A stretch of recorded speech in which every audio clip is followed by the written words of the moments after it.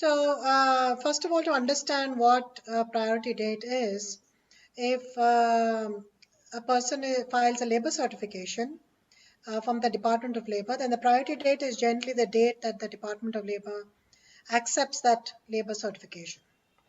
So in some other employment-based categories, the priority date might be the date that the USCIS accepts the underlying immigrant petition, such as an I-140, if there is no labor certification.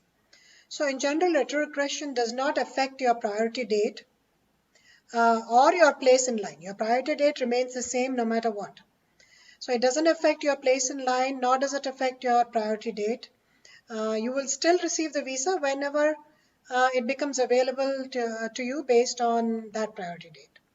So the priority date will keep changing, but your priority date will never change, but obviously the Labor Department will, or rather the USCIS or Department of State will announce which priority date they're working on, right? So the visa bulletin dates keep changing depending on what is the supply and demand, but your date does not change.